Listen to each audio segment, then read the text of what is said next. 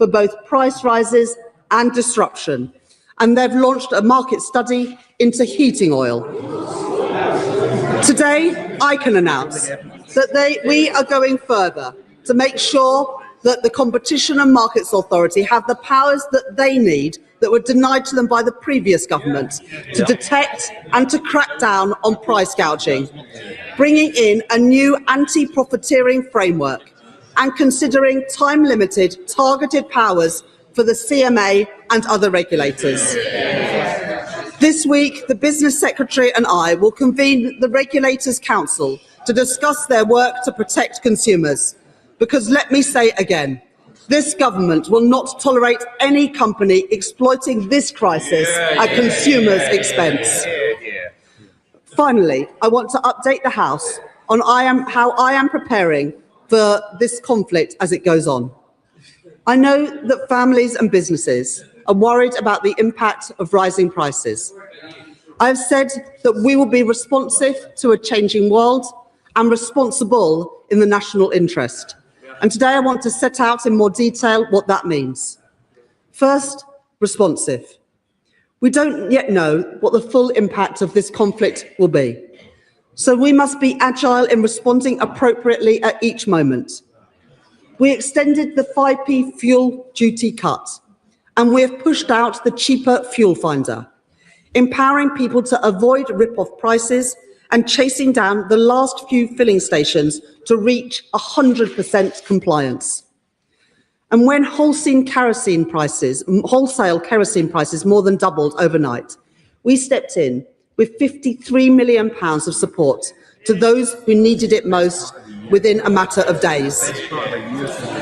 And from next week, households will benefit from £150 off of their energy bills, thanks to the action that I took in my budget, with a price cap giving households certainty on their bills until July, ahead of the winter months when people use 78% of their gas.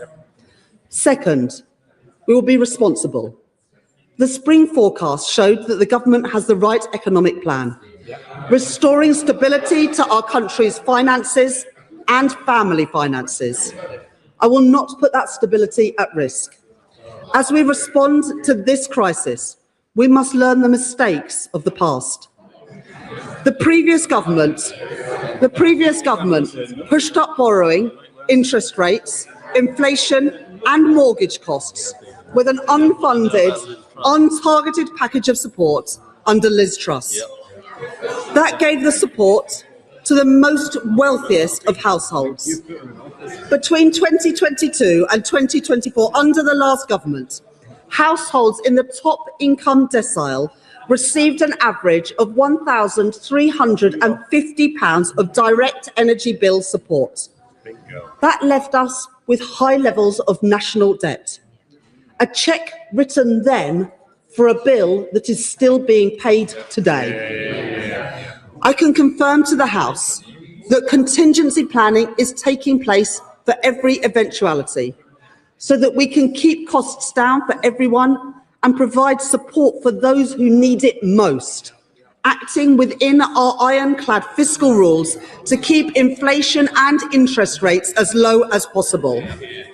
Mr. Speaker, this is not a war that we started, nor is it a war that we joined, unlike the advice of the parties opposite. But it is a war that will have an impact on our country. The challenges may be significant, but I promise to do what is right and fair, being responsive in a changing world and responsible in the national interest. And I commend this statement to the House. Chancellor Melstride. Thank you, Mr. Speaker, and can I thank the Right Honourable Lady for advance sight of her statement. Mr. Speaker, the Right Honourable Lady comes to this House with an economy in tatters. She would have us believe that she has delivered the stability and resilience that can weather the storm ahead. But she has done nothing of the kind. When she came into office, She ramped up borrowing and spending and hiked taxes to record levels. She was warned at the time by the OBR and others that her policies would mean higher inflation, higher borrowing costs, higher interest rates, and that she would destroy jobs. All of that, Mr. Speaker, has come to pass.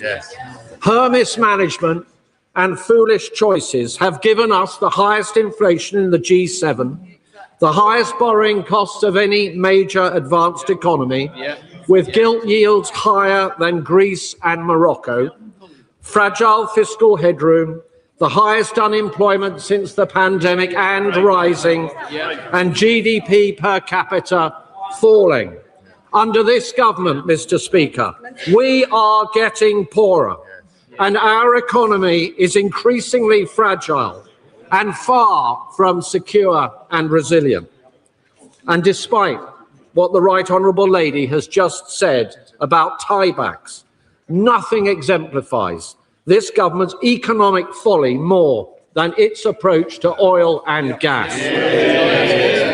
The utterly misguided net zero obsessions of the Energy Secretary have led to the absurdity of reduced extraction, whilst we see jobs destroyed, tax revenues foregone, and energy security smashed. And the greatest tragedy of all, Mr. Speaker, that in Jackdaw and Rosebank, we have fields ready to go. In just months, they could be pumping vital relief to millions. Jackdaw alone has enough gas to supply over 1.5 million homes. Yet the Right Honourable Lady has nothing to say on that matter. And less oil and gas extraction means greater dependency and less security. This road leads to ruin. On energy, on the cost of living, on jobs, on growth, on public finances, on every measure that matters, this Chancellor has left us weak, weak, weak.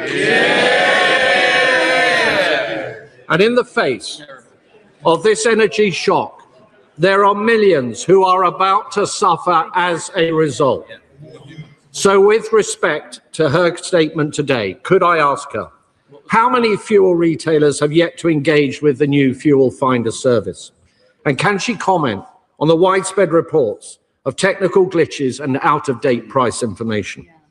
She mentions a small modular reactor planned for Wilfer. But given the need, can she explain why she has chosen not to go ahead with the large-scale nuclear site that was signed off by the last Conservative government? And specifically on energy cost support, can I ask her, what fiscal capacity does the Right Honourable Lady believe she has to support those in need? What is her plan to ensure that any targeted approach truly reaches all those who are in need? And on the matter of targeting, in her statement, Mr. Speaker, the Chancellor criticised the last Conservative government support package for not being targeted. But what she failed to mention is that the now Prime Minister was then urging for support to be universal. Indeed, he said at that time that Labour's approach would ensure, and I quote, that no household would pay a penny more on their bills. No consistency from the Right Honourable Lady. How is she going to ensure that support for those depending on heating oil reaches those who need it most? This support, Mr. Speaker, will, of course, under this government, be funded through the taxes of hard-working people. Indeed, the reduction to energy bills this April is simply being taken from bills and being dumped onto the shoulders of hard-pressed taxpayers. But it does not need to be this way. For is not the critical question this: where is the control of public spending? Where is the renewed resolve to grasp the welfare bill, to get people off benefits and into work? I will tell you, Mr. Speaker, it is nowhere, because the Right Honourable Lady is a captive of her own backbenchers, and she has brought our economy one step from its knees. She knows it, The country knows it. And now we must all brace ourselves for what is to come. Not from a position of strength, as the Right Honourable Lady is so desperate to have us believe, but from a position of weakness, of her own making. Chancellor of the Exchequer. I think that statement only revealed that the Shadow Chancellor is utterly out of his depth.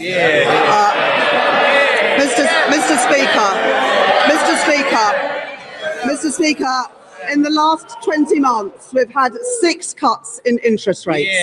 We have more than doubled the fiscal headroom compared with the headroom that I inherited from the party opposite. For the first time in 6 years, our deficit is less than 5% of GDP, and wages have increased by more than inflation for every single month that I have been Chancellor of the Exchequer, compared to the record of the previous Conservative government, which is the only parliament on record where people were poorer at the end of it than they were at the beginning. So I prefer my record to their record any day of the week. Now, Mr. Speaker, the Shadow Chancellor says that we should act. Well, we have acted. But what the Shadow Chancellor fails to mention is that his party supported us being involved in this conflict. Whilst we have called for de-escalation, the leader of the opposition said that we should be a participant in this conflict. The damage that would have done to our economy would have been immense, and yet they make no apology for that. The leader of the opposition said yesterday about the Prime Minister that if he is creating a support package that is going to be done with taxpayers' money, then she thinks that we should be doing things that aren't going to cost the taxpayers' money. So on the one hand, you've got the Shadow Chancellor saying that we should do more and put in more money, and then you've got the leader of the opposition saying we shouldn't do anything. So where do the party opposite now sit on the £53 million support that we gave on heating oil? Because that was using taxpayers' money to support those who needed it most. It was the right thing to do, but now the leader of the opposition seems to suggest that that was the wrong thing to do. Now, the Shadow Chancellor asked a few specific questions. On the cheaper fuel finder that we have introduced, more than 90% of retailers have now signed up to it, and of that 90%, all of them are updating their prices regularly, and we, along with the Competition and Markets Authority, are chasing down the final few that haven't submitted their prices. On small modular reactors, the party opposite say they supported it. They had 14 years and they put not a single penny of money into it. And the same is true of Sizewell C. You can't, on the one hand, say that you think that we should spend less money and then at the same time say that we should be supporting Sizewell C and small modular reactors, because everything has to be paid for. In terms of fiscal capacity, we have more than doubled the headroom compared to what I inherited from the Conservatives. It was less than £10 billion when I became Chancellor of the Exchequer. It is now nearly £24 billion because of the actions that I have taken. The Shadow Chancellor says that we haven't built contingency, where the exact opposite is the case. Now, the Shadow Chancellor says, what about Rosebank and Jackdaw? Well, it was because of the failure to do the work properly that it was challenged in the courts.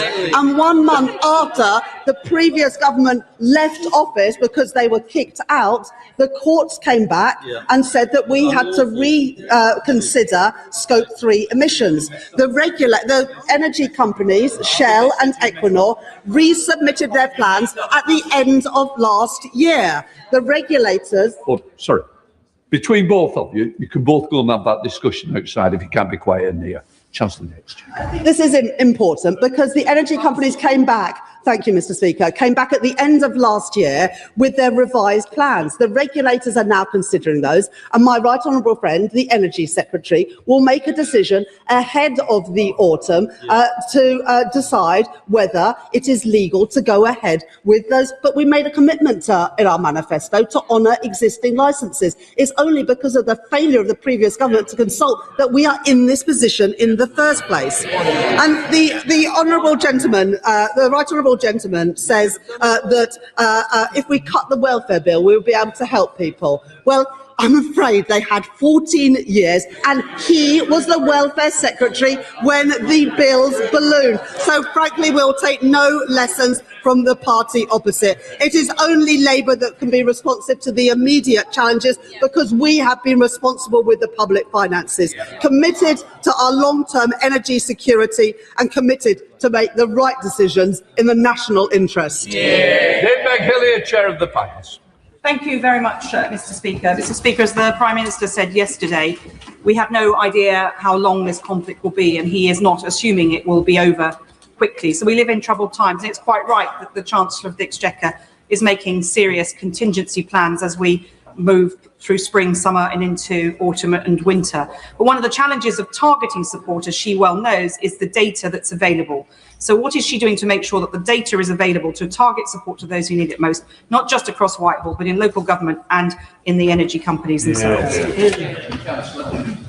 I thank my honourable friend for that question, and that is a really important point, because the previous government hadn't done the contingency planning, and so when the energy price shock came along, they said, we're not going to do anything to support, we're not going to do anything to support, and so they, in the end, had a choice about doing nothing or providing blanket support. And it was that blanket support that cost £78 billion.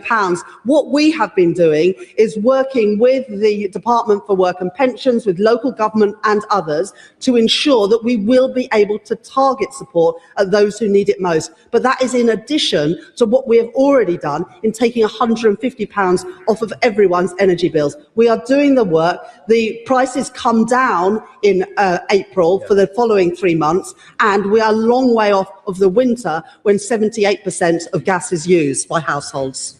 Desiree Cooper, Liberal Democrat spokesperson. Thank you, Mr. Speaker. I thank the Chancellor for advance sight of her statement, and our thoughts are also with our brave armed forces at this time. I agree that the last government's failure to invest in energy was a failure to protect our country. Today, we face the stark reality where we cannot guarantee our national security, our energy security, or our food security. When Liberal Democrats were in government, we launched the auction for onshore wind, and we established the Green Investment Bank, helping drive down costs and quadruple renewable energy.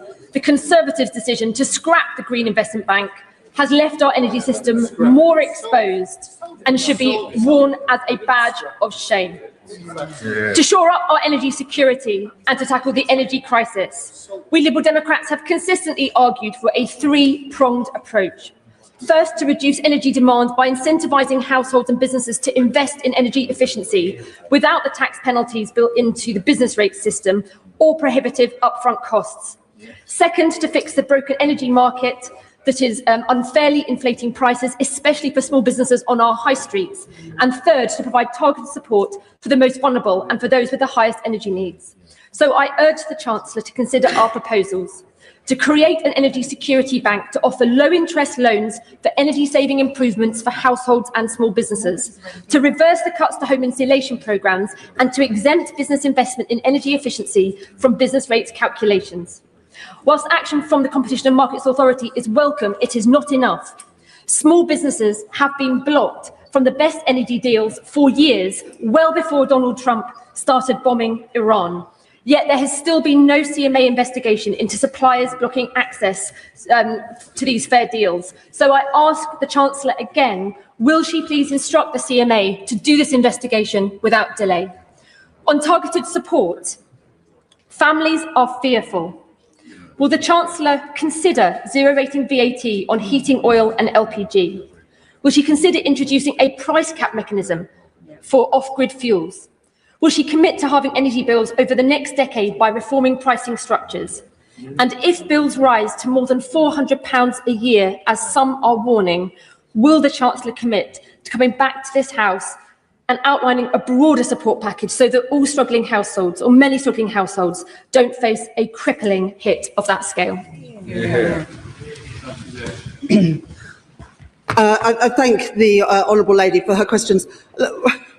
Nick Clegg once said it will take 10 years to get nuclear power up and running, so there wasn't any point in doing it. It would only come in the 2020s. Well, imagine if that Deputy Prime Minister hadn't blocked investment in nuclear energy then, and we would be able to get the benefits of it today. But you had a chance when you were in government and you did absolutely nothing. And the party opposite opposed onshore wind, which is also helping to bring down bills. In terms of supporting investment in renewables and energy security, we have created the National Wealth Fund, which is prioritising investment in defence and also in energy security, including in things like critical minerals in Cornwall, carbon capture and storage, and the rollout of chargers for electric vehicles.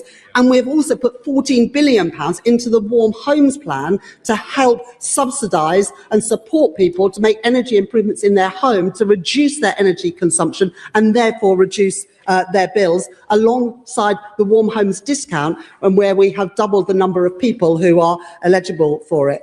On businesses, we are, through the business rates consultation, looking at improvement relief to ensure that if people do make improvements, including on energy efficiency, that they won't then be whacked with higher business rates. And on the heating oil, the honourable lady said we should cut VAT on it. Well, when they were in government, they increased VAT on everything. So it's a bit rich to say that they want to cut it now. But we have asked the Competition and Markets Authority to do a review into heating oil, which I set out today, as well as the £53 million of support that we've put in. But there seems to be a sort of slight contradiction in what the honourable lady is saying between whether she wants targeted support or blanket support. And I would argue that the progressive universal approach that we're taking is the right one. £150 off everyone's energy bills, but then targeted support for those who need it most, because we cannot repeat what happened when Liz Truss was Prime Minister, because a cheque was written then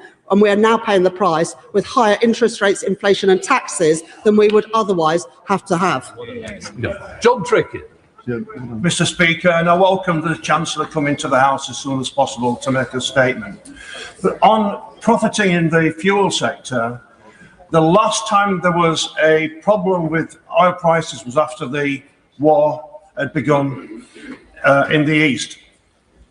And the government then, following its laissez-faire market policies, allowed prices to rip to an extraordinary extent. And the consequence, as we saw, was outrageous profiteering within the energy sector. So can the Chancellor indicate that we're not going to follow the failed laissez-faire ideology of the party opposite and intervene directly in the market to prevent outrageous profiteering occurring in this occasion? I thank my honourable friend for that question, and that's why we have the energy profits levy and the electricity generators levy, so that we can claw back any excess profits. And it's also why on this side of the House we believe in an active and strategic state, including empowering our regulators like the Competition and Markets Authority to ensure that the price gouging that we've seen in the past is not able to happen after the conflict in the Middle East. Sir Edward Lee, the father of the House. In an attempt to try and get some consensus here, may I commend one part of her statement, and I'm quoting: "We must guarantee our domestic oil and gas industry can play a role in our energy system for decades to come." Is there not a sort of sensible, middle-of-the-way approach here, that by all means we proceed with green energy, such as our offshore wind, where we lead the world in the North Sea off the Lincolnshire coast, but that we also have an open mind about extraction, new extraction from the North Sea? So will she confirm today, and I was listening very carefully to what she said in response to the Shadow Chancellor, that the Energy Secretary, when he considers these licenses, will have an open mind so we can guarantee our... Limelight diamonds are not mined. They are lab grown with science, care and purpose. क्योंकि ये सिर्फ jewelry नहीं, ये एक mindset shift है. This is what real looks like. Limelight lab grown diamonds. Let's get real. System, and we very much welcome the jobs that they create, the tax revenue that they provide, but most importantly, the energy security that they offer. At my budget last year, I set out the new North Sea oil and gas strategy, which includes allowing the use of tiebacks or infills on existing sites. Now, for the reasons that I explained, we now have a quasi-judicial decision that the Secretary of State for Energy and Net Zero has to take on Rosebank and Jackdaw. But of course, he will approach that with an open mind, because this government does recognise the importance of our oil and gas sector. Ready? Thank you, Mr. Speaker. Would my right honourable friend agree with me that the essential truth is that the government has introduced a package of measures to make the poorest families in Glasgow and across the United Kingdom better off, whereas the party opposite proposes to plunge these families back into extreme poverty? They left us with ridiculous levels of debt and the weakest defence since the 1930s, and their record is absolutely shameful. Well, my honourable friend is right, but I would say it's worse than that, because it's the legacy of two awful governments in Scotland, one who made people poorer, and then the SNP government that fails to back our nuclear sector, which could deliver cheaper bills for people in Scotland. Sir Jeremy Hunt. Could I gently ask the Chancellor to be less partisan at a time of crisis? If she brings before the House, difficult measures that are right for the country, she will have the support of the whole House. But if she is partisan, she won't. And I actually rise to support her basic instinct, which is for targeted rather than universal support. 4 years ago, energy bills were heading to £4,000. We are nothing like that. We don't know what the oil price will be next week, let alone this winter. But most of all, although last time we gave support to households and families with her support by increasing borrowing, we cannot react to every single economic shock by further increasing our national debt. So will she confirm that when she comes to the House in her budget with targeted support, it will be fully funded and not funded by increasing yet again our national debt? I thank the right honourable gentleman for that question. When the right honourable gentleman became Chancellor, it was on the back of lots of promises that there would be no support on energy bills. But the honourable gentleman and others recognised that that position was not sustainable. But work hadn't been done on how to introduce a targeted system. So the choice was a binary choice between blanket support or no support. And the right honourable gentleman took the right approach then in ensuring that people's energy bills didn't go through the roof. But a target approach would be more appropriate, because the top third of families under the previous approach got more than a third of the benefit. That's not right, it's not sensible, and all it does is drive up inflation, interest rates and taxes in the future. So it's not the fault of the former Chancellor that approach was taken, but we are using this period when energy prices are actually falling because of the approach I took in the budget to ensure that we are in a position in the autumn to have a targeted approach. Luke Murphy. Thank you, Mr. Speaker, and I'm grateful to the Chancellor for her statement, particularly in setting out the long list of interventions this government has taken on the cost of living, which stands in stark contrast to the party opposite, who left the worst legacy on living standards in a generation. Can the Chancellor confirm that in the weeks and months to come, as she takes decisions encouraging regulators to take action and in contingency planning, that she will have that same thing in mind, protecting our constituents' living standards while also ensuring economic stability? I thank my honourable friend for that question. And you know, it's why what we did in the budget last year was so important, because in other countries, domestic energy bills are going up now. But because of the measures that I took in my budget last November, energy bills will fall from the 1st of April, despite everything that is happening in the Middle East. But I can tell you what would have the biggest impact on bills is if this conflict escalates, as the party opposite at the beginning wanted it to do. Mr. Carmike. Thank you, Mr. Speaker. Shetland is home to one of the largest onshore wind farms in the country. the operators of which are paid millions not to generate electricity because of grid constraints. So the announcement this morning of a trial in relation to discounted energy rates for communities such as ours will be one that will be met with some excitement, possibly. When are we going to hear the details of how that will work and what it will mean in terms of reductions to the bills of my constituents? I thank the honourable gentleman for that question. On the issue of national grid infrastructure, which is why we end up paying for energy that can't be used, we've got to speed up those connections. And that's why today I said about consulting on indemnities for building out infrastructure, even in the case of judicial review, because we've got to act in the national interest and get this infrastructure built. But at the same time, the Secretary of State for Energy and Net Zero will set out more detail on the specific ways in which we can bring down prices for communities, including his. Linda Ward. Thank you, Mr. Speaker. My constituents are appalled by supermarkets and other petrol retailers that are price gouging and profiteering out of global instability and a Middle East war that was backed by both the Tories and Reform. And let's make no mistake that if they were in government, our country would be right in the middle of it. Can the Chancellor set out the action she's taking to clamp down on price gouging? And can I thank her for the £9 million announced yesterday to help my constituents in Cowdenbeath and elsewhere affected by changes at Mossmoran? I thank the honourable lady my honourable friend for those questions, and thank you for the campaigning work that she's done on Mossmoran to ensure that we can properly support her community, as we are also doing with the Growth Mission Fund. But we have introduced the cheaper fuel finder to ensure that price gouging doesn't happen by giving greater transparency to the prices offered by different fuel retailers. This is something that the previous government could have done in the last 14 years in a way that in France there is already a cheaper fuel finder available on all apps when you're travelling.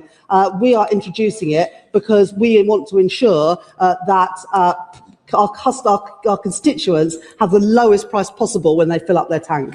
Harriet Ball. Thank you, Mr. Speaker. Given the current crisis, does the Chancellor regret in her first budget increasing by £150 billion over this Parliament the unfunded borrowing that the Office for Budget Responsibility said at the time was one of the largest fiscal loosenings of any fiscal event in recent decades? Yeah.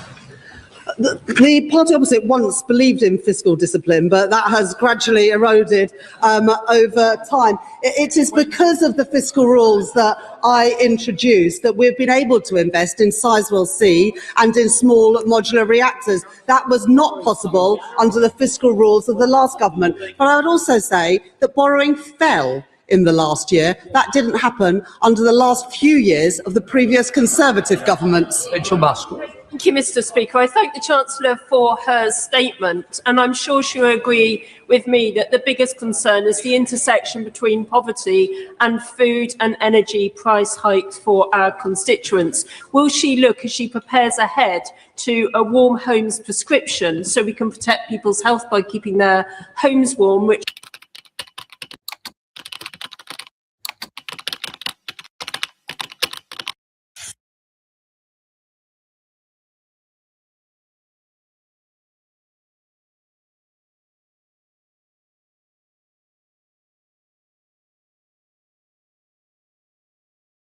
credit system. We've also doubled the number of people who can get the warm homes discount and put £14 billion into upgrading people's homes through the warm homes plan. But of course, as we look at targeted support, we will look at vulnerabilities within that. Very much, Mr. Speaker. The Chancellor has mentioned several times about households benefiting from £150 off, but I have a constituent on the phone this morning who's been told that his energy bills are still rising and they are not seeing the savings that the Chancellor is talking about. What conversations is she having with energy companies to make sure that they do actually benefit from that fall in bills that she is very keen to talk about? Well, I'd be very happy to see the particular details of that constituent because energy companies are both through fixed and variable tariffs passing on the £150 reduction that I brought in the budget by getting rid of the eco levy entirely and moving other levies from bills onto general taxation. So happy to look at the particular circumstances, but on average, people should be getting a £117 cut in their energy bills from April the 1st. Thank you, Mr. Speaker, and can I thank the Chancellor for her statement. We have indeed, as she says, made good progress on stabilising our fiscal and economic situation since the election in 2024, most notably increasing the headroom available on our public finances, but as a result of the last government failing to invest in sustainable energy and nuclear, we are much more exposed to price shocks than we could be. Would she agree with me that it's vital that we do all we can to protect the most vulnerable in our community, such as constituents of mine in Dartford, from the price hikes in energy that will result from this Middle East war? I thank my honourable friend for that question, and for his constituents in Dartford and around the country. There have been 6 cuts in interest rates since the general election, and more than doubling of the headroom means that we have a bit more room for manoeuvre in the face of shocks. But I would also say, because of the actions of this government, gas is setting the price for energy a third less than it was just 4 years ago because of the investment in renewables that this government are making. John Glenn. Thank you, Mr. Speaker. I welcome the targeted nature of the measures announced, but 3 weeks ago, it looked like inflation was going to return to the level that the Right Honourable Lady inherited when she took office in July 2024.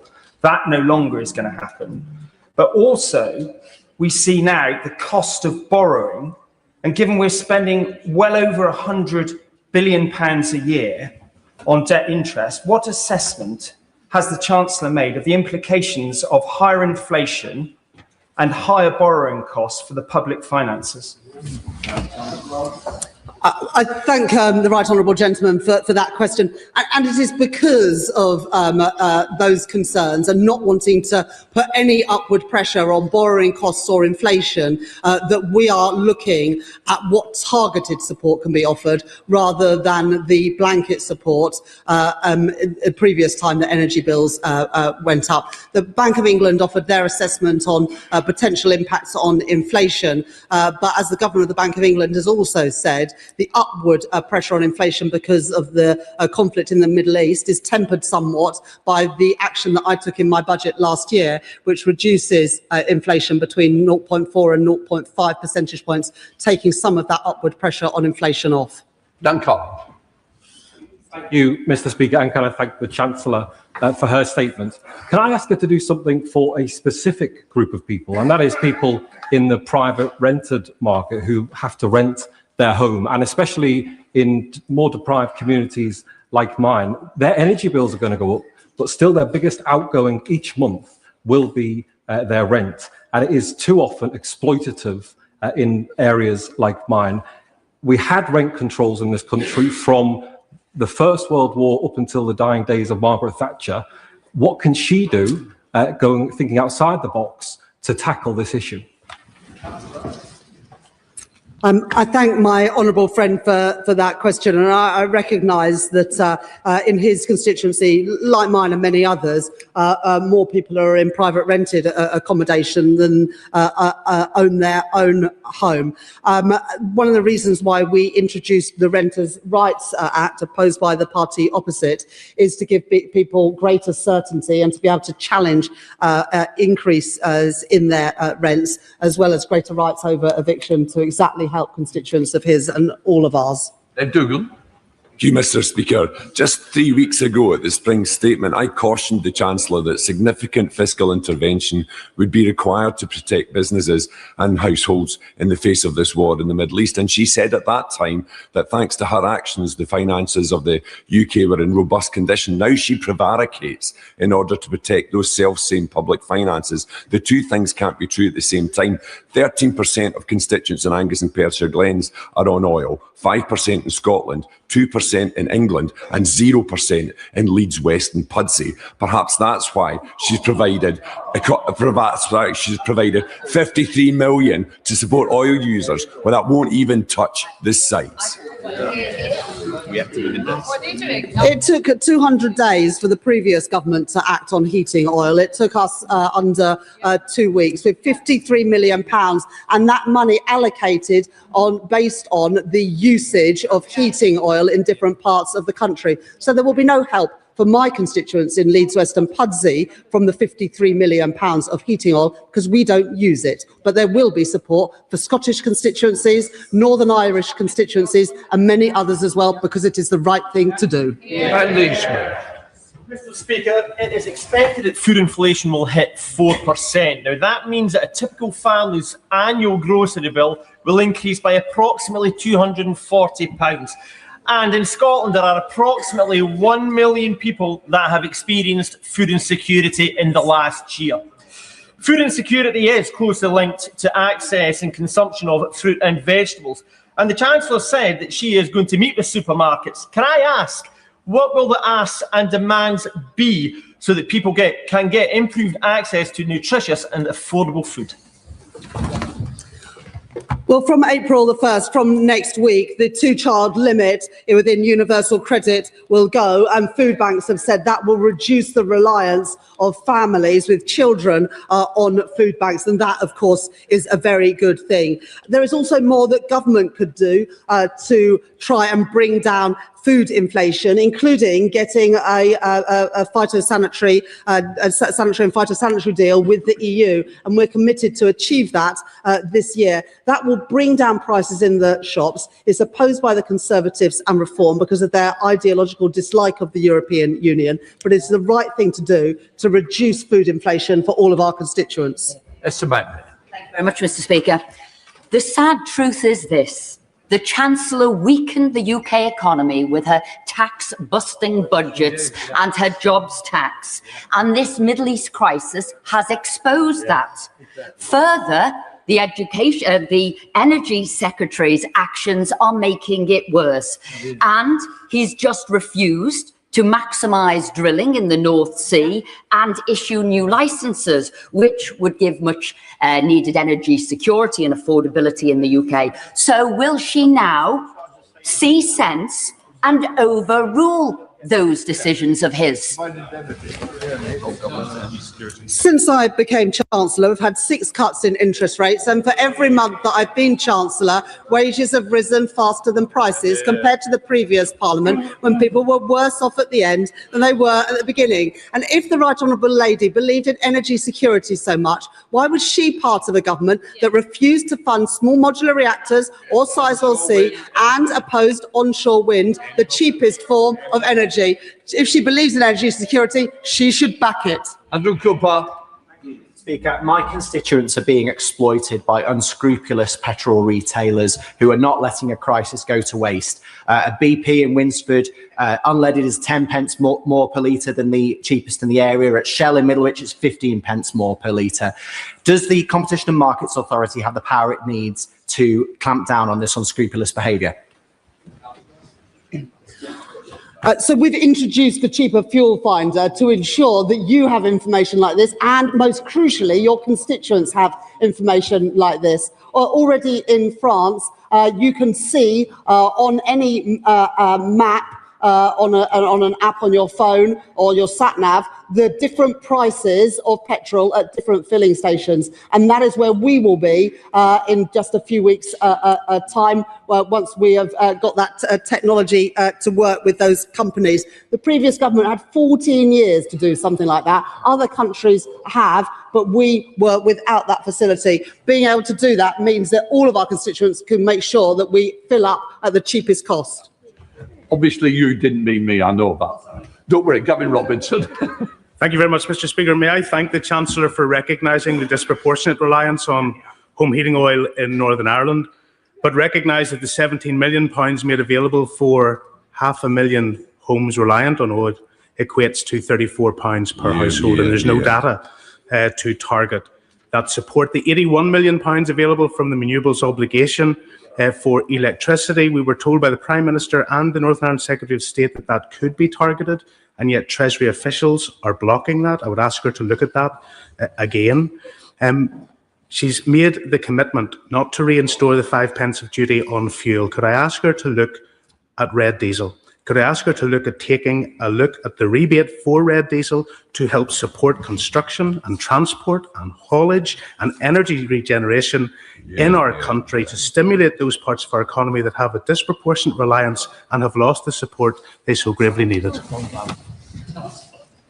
I thank the honourable gentleman for that question. On heating oil, thank you for what he said, and obviously a disproportionate amount of that support has gone to Northern Ireland given the greater reliance, and we encourage local authorities to use that money to target it at those who need it the most. And at the same time, to ensure that everybody is supported, the Competition and Markets Authority are doing an urgent review to make sure there is not price gouging going on. But we acted in a matter of days on heating oil, and that was the right thing to do. On red diesel, when we froze the fuel duty, we also took action on red diesel, but of course happy to ensure that the relevant minister meets with the honourable gentleman to talk further about what needs to be done. Well, let's speed it up. Harpreet Tuppel. Thank you, Mr. Speaker. The Chancellor will be aware that we have a strong manufacturing sector in Huddersfield and in Yorkshire, including in defence and SMEs, but they are feeling the pressure of rising costs, and the Middle East war has seen input prices go up and disrupted supply chains. So can I ask how she's particularly supporting manufacturers? Yeah. My honourable friend is right about the importance of manufacturing in Huddersfield and more widely across Yorkshire. From the beginning of April, we are introducing the supercharger, which will take £420 million off the energy bills of the most energy-intensive industries, and the British Industrial Competitiveness Scheme comes in next year, which will help, I think, over 5,000 businesses. I'll tell the chance. Thank you, Mr. Speaker. The fuel price shock that we're seeing caused by Trump's reckless war, highlights just how risky it is for the UK to be locked into these global fossil fuel markets. And of course, the CCC just recently pointed out that the cost of achieving net zero by 2050 is less than the cost of a single fossil fuel price spike, reinforcing the point we need to invest in the clean green technologies and get ourselves off being hooked on fossil fuels.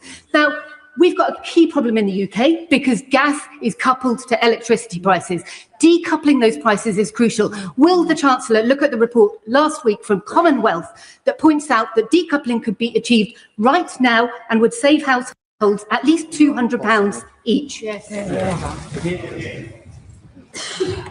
Thank the honourable lady for that question, and I agree that de-escalation is the best way to reduce bills for families and businesses. I would just gently say to the honourable lady, we want investment in renewables, and that's why we introduced the Planning and Infrastructure Act to make it easier to build them. But her party voted against that, which is keeping people's bills higher than they need to. We have had a third reduction in gas imports, and gas is setting the price of our energy something like a third less than it was just 4 years ago. And the electricity generators levy and the energy profits levy is ensuring that excess profits are taxed, and we can use that money to support the public finances and public services. Justin Mathers. Mr. Speaker, the consumer-focused, pragmatic approach by this government is such a contrast to the rhetoric of some on the benches opposite who would only see military action escalate and be in no doubt that it would be our constituents who would pay the price for that. So in respect of the CMA, I welcome the report this morning about what action they're taking to tackle rip-off debt fees, but that report took several years. So in respect of the new powers that the Chancellor's announced today from the CMA to tackle price gouging, can she confirm that the CMA will be able to act swiftly, nimbly, in real time to tackle companies who seek to exploit this particular crisis? I thank my honourable friend for that question, and it's absolutely right. The gung-ho approach of the party opposite would have made this crisis worse, not better. And our approach diplomatically has been to de-escalate this crisis at every stage, in part because we don't want that cost of living impact on families. In terms of the Competition and Markets Authority, as my honourable friend knows, we met them a couple of weeks ago to talk through what more can be done with cheaper fuel finder to roll that out, to investigate the impact on heating oil, and within the next few weeks the CMA will be coming back after that investigation and looking more widely about how to keep prices down for all of our constituents. Mr. Speaker, the £474,000 awarded to Dorset Council last week as part of the Chancellor's announcement is welcome, but I must tell her it really won't touch the sides, and more is going to need to be done to support rural communities. Unwillingly and unwittingly, the government is going to be profiteering from this by having a massive hike in VAT and duty take. Could I urge the Chancellor, because this was not add to government borrowing, to ring-fence either in whole or great part those excess receipts that she will be receiving, to ring-fence to support rural communities across the country as they face into this cost of living crisis? Good question. Thank you for what the honourable gentleman said about heating oil, and as well as the direct support for his local authority and many others, the CMA work is also crucial to stop businesses exploiting this crisis to increase profits. And as I said in the answer to the previous question, the CMA will be reporting on that shortly. What I would just say about ring-fencing certain tax revenues, it's clearly the case that a prolonged conflict is going to reduce other tax revenues and push up borrowing costs. So it's not possible to ring-fence a particular tax for a particular use, because other tax revenues are going to be coming down. But the whole reason we have the energy profits levy and the electricity generators levy is to have some sort of stabilisation in the system to bring in money to support the government and our constituents when it's most needed. And of course we'll be using it to do that. Speaker, can I thank my right honourable friend for the serious approach she's taken to this conflict, unlike the hokey-cokey approach we've seen from the party opposite. Peterborough is willing to play its part developing our energy infrastructure, and we've already had £1 billion worth of private investment to upgrade the gas networks based out of Peterborough. But my constituents will know the price hike is not just about what's happening now in the Middle East. It's about a decade where we have not built the energy infrastructure this country needs. Will she reassure me that her plans today will speed up new nuclear, speed up investment in renewables, and get this country building the energy infrastructure we need if we have to tackle this for the long term? Thank my honourable friend for that question, and it's great to see that investment coming into Peterborough, supported by my honourable friend in the gas networks, and that's in stark contrast to the party opposite, who got rid of our gas storage facilities, stalled on nuclear, stalled on renewables, and as a result has left us more vulnerable to an energy price shock. Final question, Ben Lake. Speaker, what contingency planning is taking place to support non-domestic energy bills, especially in rural areas such as mine, where a great number of small businesses, community organisations rely on heating oil and LPG? The best thing we can do to support households and businesses, and I'm sure he will agree, is to de-escalate this crisis and bring it to an end as quickly as possible. But as I've set out in my statement today, I will not tolerate businesses price gouging and earning excessive profits because of the conflict of the Middle East. That's why we've got the CMA with new powers to ensure that that doesn't happen, and why we are targeting support at those who most need it. Can I? Point of order, Sir David Davis. Thank you, Madam Deputy Speaker. After the financial crash in 2009, a banker called Tom Hayes was wrongly sent to prison. Last July, the Supreme Court overturned his conviction, and in January, they instructed the government to pay him just shy of £300,000. He has still not been paid, not because the government is disputing the sum, but because they can't agree amongst themselves which department should make the payment.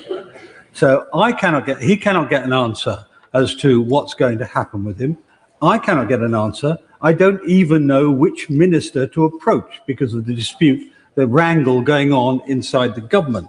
I've written to Lord Chancellor. His department tells me I'm not going to get an answer at least until the middle of next month. So can you tell me, Madam Deputy Speaker, how I can establish... When the day breaks you, the night builds you back. Presenting Duroflex Air Boost, the latest sleep tech powered by 1 lakh plus adaptive fibers that align spine and relieve stress. Duroflex, designed to de-stress. But he might also like to raise this with the Leader of the House at business questions, who will then be able to ensure that the question is directed to the correct government department. Point of order, Sir John Hayes. Very grateful, Madam Deputy Speaker. When I rise as the chairman of the all-party group on acquired brain injury, concerned about the news that 287 patients from a hospital in Northampton are to be reallocated across the country. NHS England have told local health bosses the hospital isn't fit for purpose, and so they must reallocate these people. Many are brain injured. The member from Northampton South is very concerned about this because many are his constituents. Given that you probably haven't had notice of a statement from the government about this, how can I draw it to the House's attention beyond this? And how can ministers be asked to come here to explain what they're going to do about this woeful situation? Can I thank the right honourable member for his point of order? He is quite right. I certainly have not had any notice of a statement on this, but of course he can raise this at health questions. Again, the advice, he can raise this with the Leader of the House, but he has certainly done an excellent job of highlighting the issue. I believe also in debates which I have listened to, and I'm sure the Treasury bench has heard him this afternoon. Point of order, Bel Ribeiro Addy. Thank you, Madam Deputy Speaker. Tomorrow, the 25th of March, is the UN's International Day of Remembrance of the victims of slavery in the transatlantic slave trade. The Ghanaian government's resolution declaring the transatlantic slave trade as a crime against humanity, backed by the African Union, CARICOM, and a growing global coalition, will be debated. Given our nation's central role in the trafficking and enslavement of African peoples, a vote against would be a betrayal of every life it consumed. This House has never debated this. How can we be certain that our UN vote reflects the will of this Parliament and, more importantly, the will of this country? Madam Deputy Speaker, how can we ensure decisions of this magnitude taken in our name receive the democratic consideration they deserve before a vote is cast? Can I thank the honourable lady for her point of order? As she will know, the government conducts diplomatic relations in the United Nations under Crown prerogative. Nevertheless, she has placed her concerns on the record and the front bench will have heard them. Of course, as this House has not debated the issue, she might do well to apply for a backbench business debate, or alternatively to raise it in Westminster Hall, or indeed with the Leader of the House at business questions. Which brings us to the 10-minute rule motion. Kirstine Sullivan. Thank you, Madam Deputy Speaker. I beg to move that leave be given to bring in a bill to require that personal protective equipment procured and provided by public sector and associated bodies must comply with standard BS 417 2025 or an equivalent specified standard and for connected purposes. I bring this bill to the House today as a proud member of the GMB Union. We all know the importance of personal protective equipment. It is the final defence against unavoidable risks in the workplace. But what's not always appreciated is that employees across the UK are routinely working without fit-to-form PPE, compromising safety and hindering productivity. BS 417, developed by the British Standards Institution, is guidance that puts fit-to-form PPE as a consideration at every stage of purchasing, supply and use. Madam Deputy Speaker, our workforce is not homogeneous. Employees are not all male, 5'9" and 85 kilos, and even then, PPE is often designed for a taller man. Whether preparing food, handling chemicals, building houses, healing patients or fighting fires, too many are given inadequate PPE. Boots too big, they become trip hazards. Gloves too large they can't grip properly, or high-vis jackets so cumbersome they restrict movement. While some employers offer inclusive PPE, it's time for us to put our money where our mouth is. Enshrining the BSI's new PPE standard or the industry equivalent in public procurement sends a very clear message to employers and manufacturers that the future of work and PPE is inclusive. Over the past year and a half, I have met with women across industries, health services, firefighters, police, armed services, engineering. They are exasperated at poor fit PPE and often the ridicule that comes with it. Take something as simple as sizing. The smallest glove size available on the market is still too large for 86% of female hands. That's not just inconvenient and cumbersome, it's unsafe. Many women doing training drills on ladders, handling hoses and ropes, find them impossible as the gloves are simply too big to allow for a secure grip. Running into a burning building is something few of us would ever want to face, but our firefighters do this daily. Amidst an attack, running towards danger is something few of us would do, but our police officers do this daily. Handling soiled linen and cleaning up bodily waste is something most of us avoid where possible, but our carers, nurses and medical professionals do this daily. Madam Deputy Speaker, one Scottish firefighter came to me with her experience of running into burning buildings, but the service didn't have any female fit fire boots. This is intolerable, a dangerous trip hazard in a perilous situation. In basic frontline protection, we are failing women who are putting their lives on the line. And the horror stories go on. Stab vests, predominantly designed to fit men, they're simply inadequate to fit the body shape of female police officers. Ordinarily, they're too big and too loose. When running, the stab vest slides up and down, hitting against their neck and chin, an encumbrance slowing them down in moments of danger. In one case, a knife slipped under a police officer's garment and she was hospitalised with severe stab wounds. Alternatively, officers are forced to tie them so tight it impairs their breathing. Madam Deputy Speaker, others spoke of needing to alter their PPE just to make it fit. This completely compromises their safety and makes the worker legally liable for accidents on site due to wearing PPE incorrectly. And that's before we even talk about the lack of well-fitting protective clothing for people with disabilities, religious and cultural requirements, and men who don't fit the average size. Women in war zones have reported their oversized body armour cutting their thighs when sat in vehicles traversing rocky terrain, or helmets falling over their eyes. We should not expect our service personnel to enter combat zones if we cannot deliver the body armour and fitted head protection that can save lives. Madam Deputy Speaker, whilst these examples are not limited to public services, the purchasing power of the state represents a sizable portion of the market. The purchase of PPE for our council, care workers, firefighters, armed services and police. This bill will put people at the forefront of PPE procurement, ensuring true fit-to-form protection from sparks and burns, waste and disease, machinery and chemicals.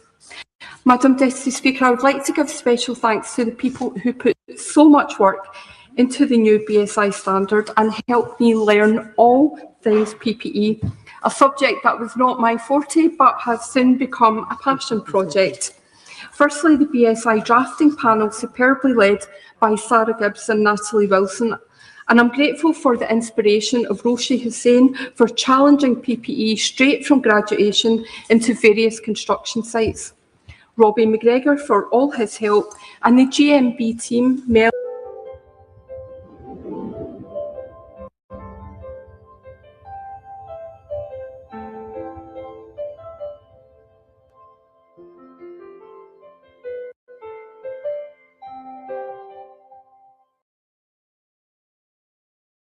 I will take this opportunity to wish the British Standards Institution a very happy birthday, and it's a big one, 125 years of standardising our rail gauges, plug sockets and now PPE.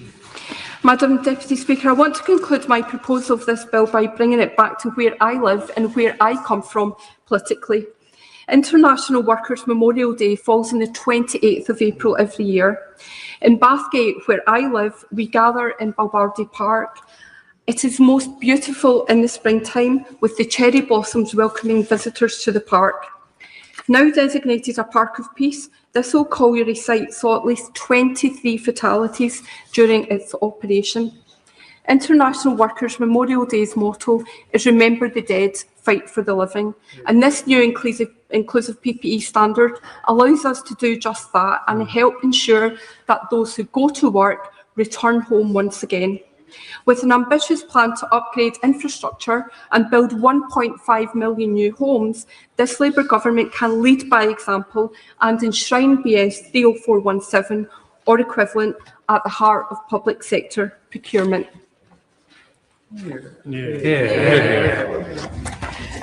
The question is that the honourable member have leave to bring in the bill. As many as of that opinion say aye. Aye. Of the contrary, no. I think the ayes have it. The ayes have it. Who will prepare and bring in the bill? Patricia Ferguson, Mike Reader, Susan Murray, Chris Kane, Douglas McAllister, Joanna Baxter, Tracy Gilbert, Elaine Stewart, Lillian Jones and myself, Madam Deputy Speaker. Kirstine Sullivan.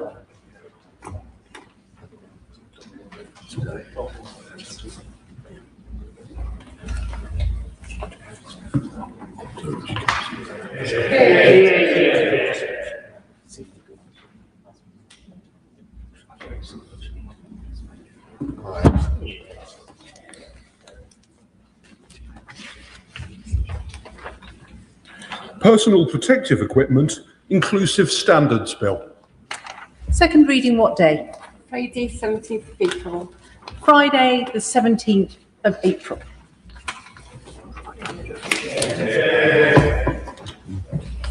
We now come to the Opposition Day motion on oil and gas. I inform the House that the Speaker has selected the amendment tabled in the name of the Prime Minister. I call the Opposition spokesperson to move the motion. Thank you, Madam Deputy Speaker. I beg to move the motion as on the order paper. What do Renewables UK, Scottish Renewables, Greg Jackson from Octopus, the Chair of Great British Energy, the unions and the Tony Blair Institute all have in common? They all think the Labour Party has got this wrong. Yeah, all of them. They all think that we should make the most of our oil and gas in the North Sea. Yep. These are some of the most powerful advocates for clean energy in this country. These are the great and the good of the Labour left. Yeah. They all get that shutting down the North Sea is an act of economic self-harm, an unforgivable own goal when it comes to Britain's energy security. The question is, why doesn't the Labour Party? Let's go through our arguments one by one. First, the Secretary of State has argued that the North Sea does not help our energy security because all of the oil and gas gets sold abroad. This is rubbish. We use all of the gas that we drill in the North Sea. It makes up about half of our supply. If we do not use our own North Sea gas, by 2035, we'll be 3 times more reliant on foreign imports of LNG. That's much dirtier foreign gas. Why would we use that when we could use our own? The idea that it does not affect our energy security is pure misinformation from the Secretary of State, and MPs in the House today would be unwise to repeat it. Even the Climate Change Committee acknowledges that we will still need oil and gas for decades to come. If we are going to need it, then we should get as much as possible from Britain. Absolutely. That's just common sense. Second, they say maximising our own resources in the North Sea makes us more reliant on fossil fuels. This is total rubbish. Yeah. Producing our own oil and gas has no connection with our consumption of oil and gas. The biggest barrier to electrification is not our oil and gas industry, it's the party opposite, making electricity more and more expensive by piling levies and taxes onto people's bills. Using electricity to heat our homes or drive our cars can help us make us resilient during a price spike. But the problem is our electricity is too expensive. And what the Secretary of State is doing, piling cost after cost onto people's electricity bills, is making the problem worse. I will give way on that point. I'm most grateful to the Right Honourable Lady for giving way. Would she agree with me that the simple thing to do in order to bring down the bills is to scrap net stupid zero, so you can scrap all the carbon taxes, scrap all the green levies, and all our consumers and households are better off? And please, your donors. Well, I thank the gentleman for his question. I do think we need to take some of the green taxes and levies off electricity bills, because the problem that you've got is if the party opposite keep making electricity more expensive, no one will want to use it. Yep. That's why our policy is the opposite of theirs. We believe we should make electricity cheap by taking off green taxes and levies. And that has nothing to do with the North Sea. Drilling in the North Sea doesn't stop anyone buying an electric car. It doesn't stop us building nuclear, of which I'm a strong advocate, or wind or solar for that matter. They say that drilling in the North Sea leaves us tied to fossil fuels. But why? They only need to look at Norway to see this isn't true, a country which makes the most of its own oil and gas resources, but where lots of people drive EVs. So let's hear none of that argument today. Third, they say it won't help reduce costs for ordinary people. This is economically illiterate rubbish.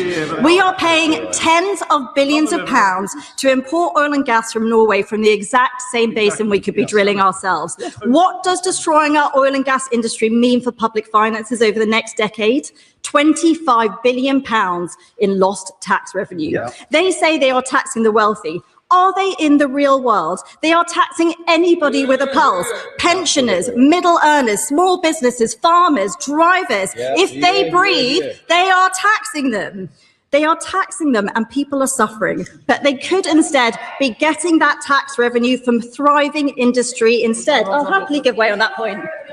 The North Sea oil industry halved in the last decade when her party was in government. The Honourable Lady might like to know that oil and gas jobs have been stable for the last 6 years, but we are losing 1,000 jobs a month because of their policies. The reason I know that is because I have been to Aberdeen. Maybe she would like to do the same. We also saw yesterday that the markets are charging us 5% for our borrowing. That's because they think we borrow too much and earn too little. But there's an easy way for the country to earn some more money. We can make the most of our own resources and back the North Sea, and this would drive down costs for everyone. It's unfashionable at the moment to talk about balance of payments, but if you keep sending billions of pounds abroad and rack up your credit card bill, that causes costs for everybody. Fourth, climate. Labour will say drilling our own oil and gas in the North Sea is climate vandalism. I'm quoting the Secretary of State. This is patent rubbish. Every drop of gas we don't drill ourselves, we import from abroad instead. The LNG that we import has 4 times the emission of gas that we could get from the North Sea. LNG, for those who don't know, is gas that has to be frozen to minus 150 degrees, shipped in diesel chugging tankers, then heated up here. That's why it has much higher emissions overall. Now, the Labour Party, who say they care about this and that climate change is the biggest threat to our national security, their words, not mine, they have a choice today. We could be 3 times more reliant on that dirtier LNG shipped across the Atlantic, shipped in from the Middle East, or we could use our own gas with 4 times fewer the emissions. Which would they prefer? Virtue signalling higher emissions under the Secretary of State, or more jobs and lower emissions under our plans to back the North Sea? I'll happily give way on that point. I'm grateful to my right honourable friend. And does she not, like me, feel not only sorry for all the consumers up and down the country who see billions of taxes that could be paid if we just produce more oil and gas here, could be used to lower the taxes when they fill up their cars and travel to work, but does she also not feel sorry for the 2 members opposite, because they're captured by an ideological Secretary of State? Neither of the 2 ministers on the front bench are idiots, neither of them, and yet they're captured by an ideological Secretary of State who's literally having to make them swear that black is white. I thank my right honourable friend, and these are two Scottish MPs. They have been to industry. They know what people in those areas are saying. They know the jobs that are being lost. And the question is, when the answer is so blindingly obvious, when we could use things that we make in this country rather than using dirtier imports from abroad, the question they need to ask themselves is, why can't their Secretary of State see the truth? Fifth, they say new fields will take too long to get up and running. This is dangerous, short-termist rubbish.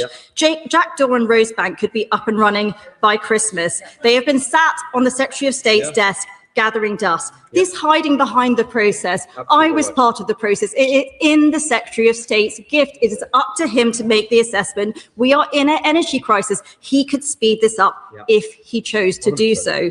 Jack Daw alone could produce enough gas to heat over 1.5 million homes. As their own Chancellor commends Norway and Canada for drilling more. That's what she said last week. She commended them for drilling more.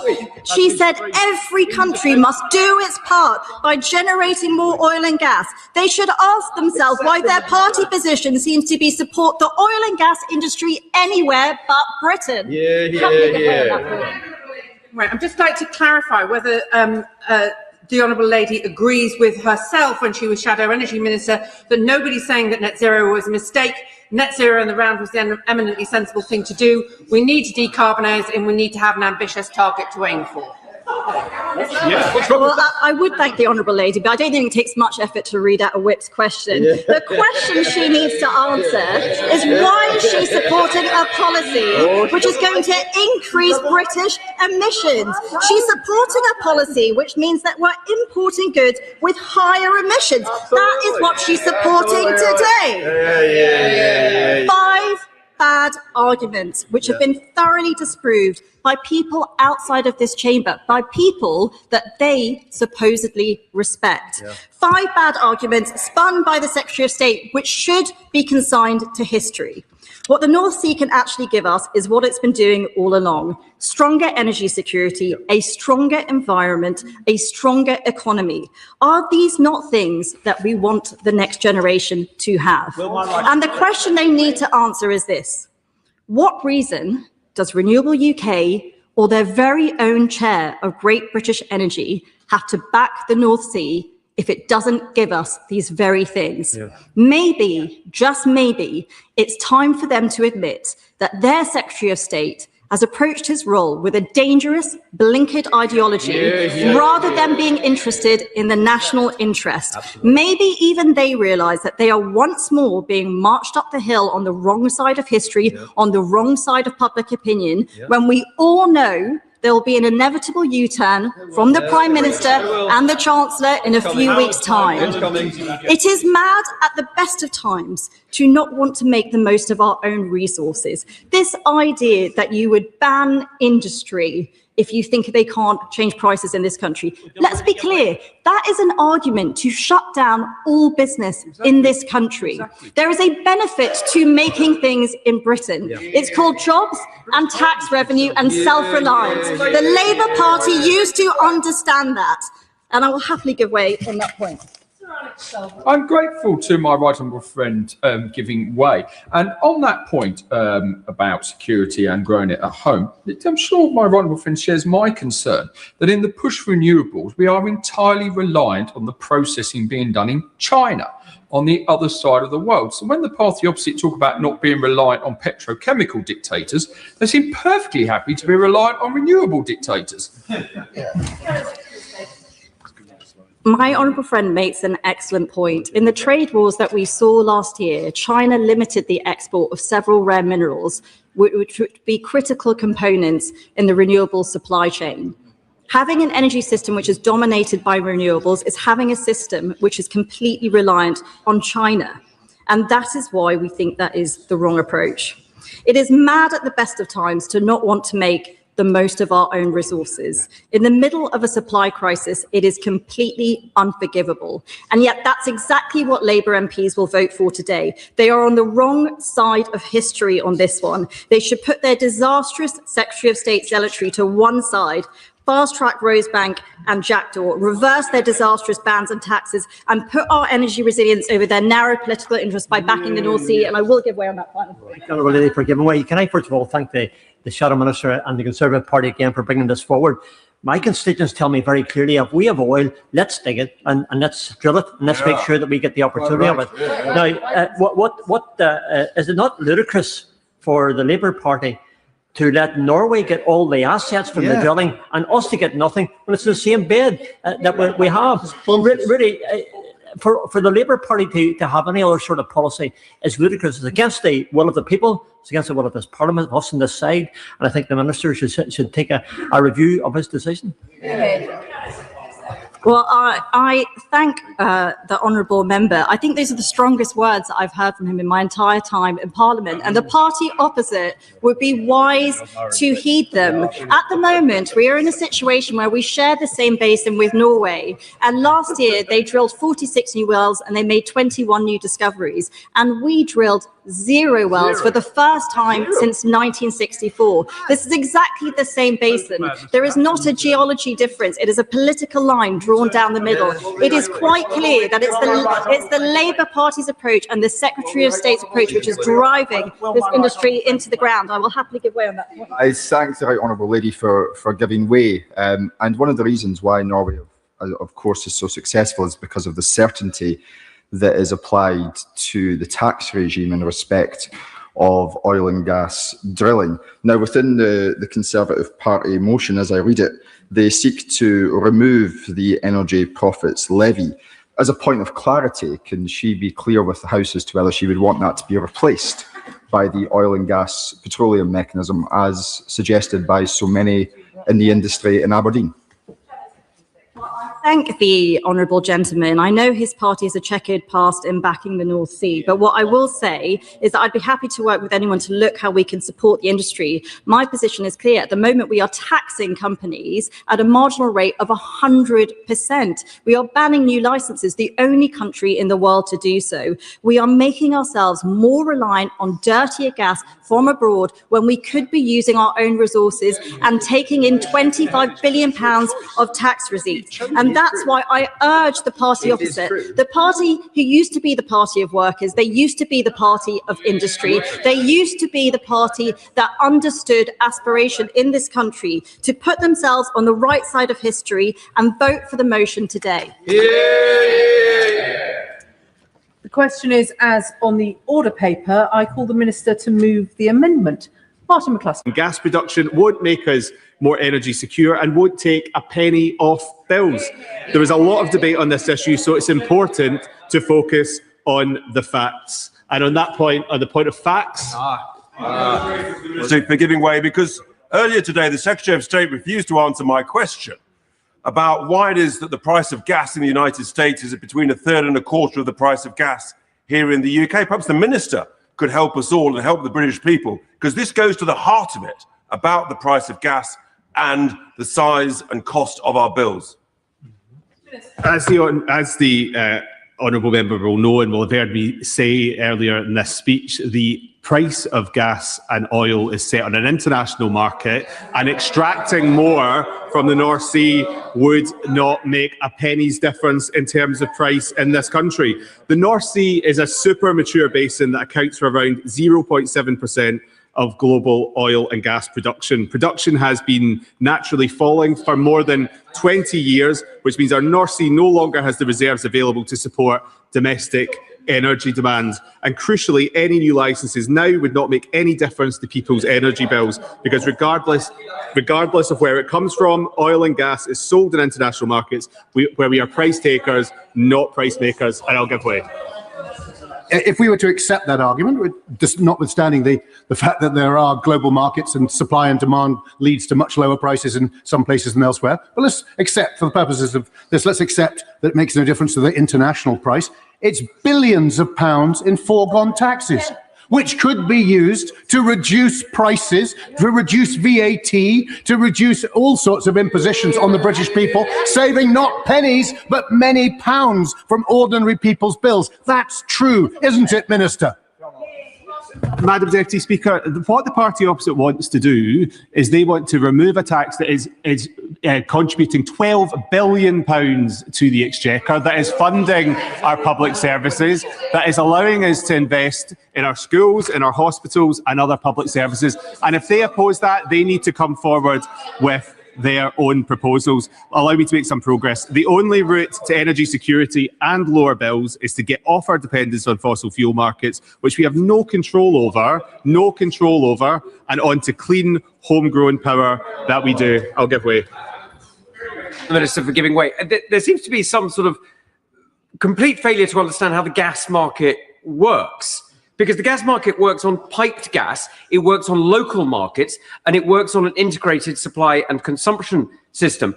And yet he's addressing it as though it's shipped oil. It's not the same market, and yet he's dealing with it as though it is. Could he please begin to address the fact that this is a very different market? We have been importers since 2004 of gas, and the party opposite will know, because they presided over the period of this decline. They will know that it's been declining for some time. Allow me to make some progress. Recent events in the Middle East are yet another reminder of the need to speed up that transition and protect British people from these price shocks. Thanks to our mission to make the UK a clean energy superpower, we have already seen £90 billion of investment announced for clean British energy, but now we are determined to go even further and faster in pursuit of national energy security. And I'll give way. Thank you, Minister, for giving way. And I accept his point about having more homegrown renewables can be good for insulating ourselves from the economic output. He will know there are great swathes of our industrial base that are gas dependent, not least the ceramics industry. So what message did he send to them? Because currently the price per therm is twice what it was 3 weeks ago. They're renewing their contracts. This is going to kill industry in certain parts of our foundational sector that we need to meet our mission. So what's the government's message to those industries? Thank you, Madam Deputy Speaker. I know my honourable friend is a real advocate for the industries in his constituency, and the Minister for Industry is looking in detail at this and is coming forward with proposals for industry to take us through this moment where we are dealing with this situation in the Middle East. We are bringing forward the next renewables auction months after our most successful auction ever secured enough power for the equivalent of 16 million homes. And just today, we set out plans to make plug-in solar available in supermarkets so more people can put a panel on their balcony or outdoor space and begin saving energy. And we're ensuring heat pumps and solar panels will be standard in new build homes. Madam Deputy Speaker, one moment. Madam Deputy Speaker, I also want to talk about the Energy Profits Levy, which has been mentioned by a number of honourable members across the House. Since its introduction in 2022, the Energy Profits Levy has raised around £12 billion. This revenue supports, as I said earlier, vital public services. And as the Chancellor noted at the recent spring forecast, the Energy Profits Levy will be replaced by the new oil and gas price mechanism in 2030, or sooner if average oil and gas prices over 6 months fall below the thresholds of the Energy Security Investment Mechanism. The Chancellor recognises industry's calls for the EPL to be replaced by the mechanism and wants to work with industry to provide certainty on the future fiscal regime whilst taxing windfall profits of energy companies. And I'll give way. For giving way. On the Energy Profits Levy, the OBR's own forecast last year downgraded the income that they're expecting from oil and gas by 40% between March and November, and then another 20% between November and March this year. By 2020-30, we're now only expecting £100 million from a sector that used to bring home billions. That's because of the EPL, and that's because of the ban on licences, and that's the impact that Labour are having on the oil and gas sector. The honourable lady will know that this is a windfall tax on windfall profits. If there are not windfall profits, there will not be a windfall tax. The motion, allow me to make progress. The motion also calls for an end to the ban on oil and gas licensing. The government has been clear that will support the management of existing fields for their lifespan. That's why we've committed to introducing transitional energy certificates that will enable some offshore oil and gas production in areas adjacent to already licensed fields linked via a tieback, or in areas that are already part of an existing field. But new licences to explore new fields would make no material difference to overall production and would run contrary to the science on tackling the climate crisis. Why does he think the strategy of this government is so different to that of Norway. Nobody's doubting the commitment that Norway has to the environment and to net zero. And yet they're pumping more oil and gas than they have done for a very long time, notwithstanding their commitment in the longer term to net zero. Speaker, Norway has managed their fuels in a very different way to this country has over a course of 40 or 50 years. And every country will take its own decisions on how best to secure its own energy supply. And many other countries are taking a similar approach to the United Kingdom. Let me turn now to Jackdaw and Rosebank, which is addressed in the motion from the opposition. At the outset, I should say that it would be inappropriate for me to comment on the merits of individual cases, because doing so could prejudice the decision-making process.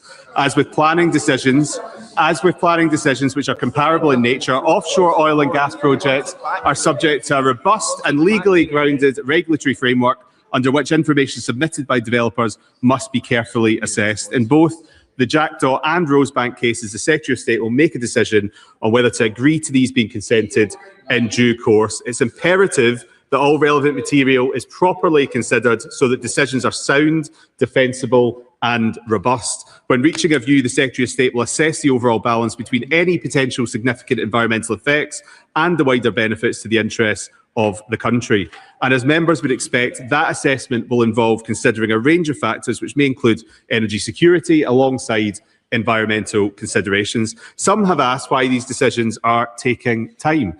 The answer is straightforward. These are planning type decisions that must be taken in full knowledge of the facts. The guidance on the assessment of Scope 3 emissions published last year in response to the Supreme Court's judgment is the first of its kind, and it is therefore crucial that we take the time to apply it properly. It serves no one's interest for decisions to be rushed, and certainly doesn't serve the benefits of industry or the honourable gentleman who is chuntering from a sedentary position's constituents, only to be overturned later by the courts, which was the mess that the previous government got into.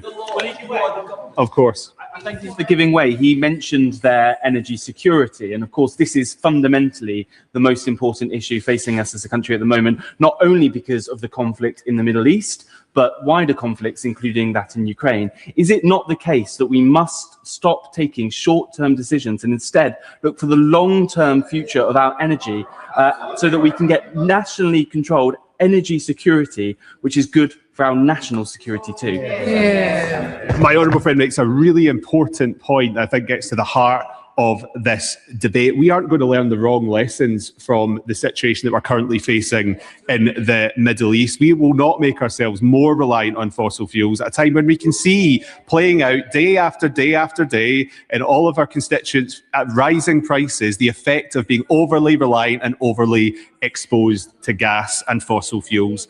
Madam Deputy Speaker, we are incredibly fortunate to have the North Sea on our doorstep. For almost half a century, the oil and gas buried there has fueled development and charged our economy. But for too long now, governments have ignored the transition that is happening before their eyes. We owe it to the North Sea's workers and the communities who have done so much for our country to set out a proper plan for their future and seize the immense potential in clean energy. And I'll give way.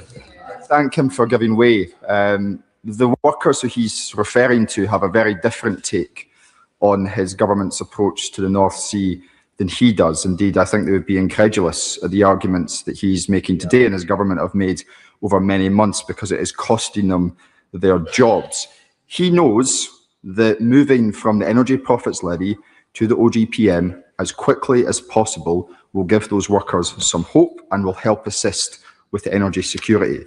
Is he or his department currently in discussions with the Treasury about making that happen? The Chancellor has had discussions with industry and will continue to have those discussions with industry, and that's right and appropriate way to conduct these decisions. And I was pleased to be myself in Aberdeen a couple of weeks ago talking to the same workers that he mentions. And of course we need to do as much as possible to ensure that oil and gas workers are properly protected through this transition, but that we also don't lose sight of the great potential, for example, in floating offshore wind, which will also provide a significant future for his constituents and for people across Scotland. As I was saying, the transition that is underway is the only way to get off the roller coaster of fossil fuels and build a more secure energy system. Following a consultation with businesses and communities last autumn, we set out the steps we're taking to unleash the North Sea's clean energy future. That plan recognises that our world-class energy workers and supply chains and the importance of supporting them through that transition, and I'll give way. Well, the Minister's been most generous. He'll know that Harbour Energy was the largest single producer in the North Sea. They're leaving. He will know that it's been devastating for so many workers in the industry. And he also know that by all projections, in 2050, this country will still be dependent on oil and gas. Dependent on oil and gas in 2050, in all scenarios, dependent. And yet, by not doing new licenses, we will by definition be more dependent on foreign supply, much of it having to come through the Straits of Hormuz. How can that make any sense? I don't think the Minister thinks it does, but I suppose he's forced to stand on his feet and repeat the nonsense that comes out of the mouth of his Secretary of State. I ask him.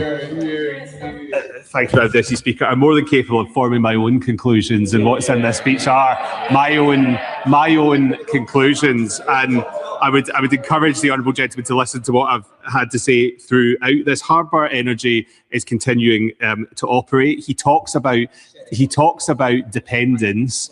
The dependence that we are seeing at the moment is dependence on fossil fuels, is dependence on oil and gas, which has left every single one of our constituents across this House exposed to volatile oil and gas prices, exposed to higher prices. As in my response to my honourable friend earlier, the only way off of this is off the roller coaster of fossil fuels, onto homegrown energy that we control, where we can control the price. That is a responsible action from a government that's focused on the long term and not the short term, of course. Offshore Energy UK doesn't agree with him, because it said that at the current rate, with the government crashing the North Sea industry, we're going to be 3 times more reliant by 2035 for gas as we are at the moment. Is he right, or is Offshore Energy UK right? Minister. I'll say to the honourable gentleman what I said to his front bench last week, which is we need to stop, or the party opposite needs to stop talking down the North Sea. 1.1 million barrels a day being extracted. That is not an industry that is being shut down. That is an industry that is continuing to produce. Let me conclude. Just last week, the Minister for Energy met with our North Sea Futures Board in Aberdeen with representatives from industry, unions and local groups to discuss how we can drive a fair, orderly and prosperous transition. Madam Deputy Speaker, to conclude, net zero is the economic opportunity of the century, despite what honourable gentlemen on the backbench might say. This government will make sure that our oil and gas workers can take advantage of that opportunity while driving for energy sovereignty and abundance with clean, homegrown power. The original question was as on the order paper, since when Amendment A has been proposed as on the order paper. The question is that the original words stand part of the question. Before I call the Liberal Democrat spokesperson, just to alert members, there will be an immediate 4-minute time limit, which of course does not apply to the front benches. Pippa Halings. Thank you, Madam Deputy Speaker. And I think we do need to be clear that this energy crisis is in effect an oil and gas crisis, and shows us yet again just how dangerous our over-dependence on fossil fuels really is.